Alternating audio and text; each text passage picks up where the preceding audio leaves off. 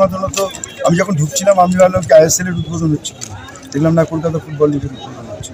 আমি ধন্যবাদ জানাই আইএফএকে, এত ভালো আয়োজন, এত সুন্দর সবাইকে নিয়ে করছেন, এত মানুষের সমাগম হয়েছে ফুটবলকে বাঁচিয়ে রাখার জন্য, বাংলার ফুটবলকে এগিয়ে নিয়ে যাওয়ার জন্য তারা যে কাজ করছেন তাদের সাধুবাদ পাবো। যেভাবে আজকে উদ্বোধনটা হলো, যে গ্যাঞ্জারটা দেখলাম, এই যে বিনোদন আইএফএর এই যে প্রচেষ্টা, একজন ক্রীড়ামন্ত্রী হিসেবে এটাকে আমি তো বারবারই বলছি যে আইএফএ তাদের প্রাণপাত করছে।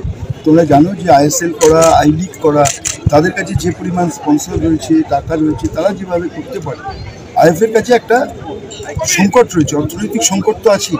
সেখান থেকে ঘুরে দাঁড়িয়ে তারা যেভাবে চেষ্টা করছে, যে প্রয়াস করছে, যেভাবে টুর্নামেন্টগুলোকে এগিয়ে নিয়ে যাওয়ার চেষ্টা করছে, তাদের তো সাধুবাদ প্রাপ্ত।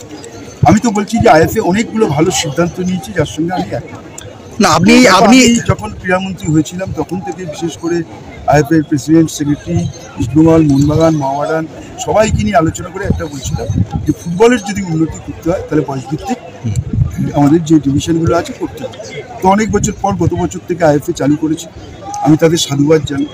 কিন্তু আরেকটাও ঠিক, একটা প্রাচীনতম টুর্নামেন্ট, তোমরা যারা আজকে স্পোর্টসের কভার করছো তোমরা সবাই জানো যে একটা সময় ভারতীয় ফুটবলে বাংলা থেকে 7 থেকে 8 জন প্লেয়ার থাকে।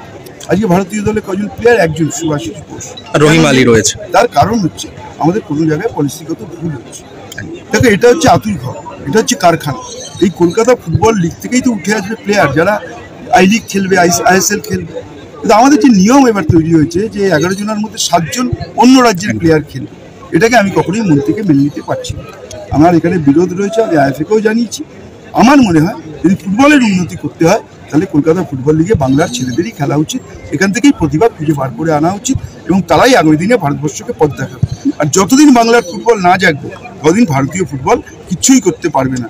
কোচ চেঞ্জ হবে, কোচ এআইএফএফকে গালাগাল করবে, এআইএফএফ কোচের বিরুদ্ধে বলবে, কিন্তু ভারতীয় ফুটবলের কিছু হবে নিয়মটা হচ্ছে 11 জনের মধ্যে 8 জন ভূমিপুত্র, ওইটা বলছেন না। এবার 11 জনের মধ্যে 4 জন ভূমিপুত্র, 7 জন বাইরে। আমার এখানেই বিরোধিতা। আমি চাই একটু বেশি 11 জনের মধ্যে 11 জনই বাংলার প্লেয়াররা খেলবে। কেন বাইরের রাজ্যে খেলবে? আজকে সন্তোষ ট্রফি 76 বছর হয়েছে, আমরা 32 বার পেয়েছি। এটা আমাদের পেটেন্ট ছিল, বাংলার নাম শুনলে লোকে খেলতো না, জানে বাংলা ট্রফি নিয়ে যাবে। আজকে লাস্ট 12 থেকে 24, 13 বছরে আমরা একবার জিতেছি 2016 সালে। কেন?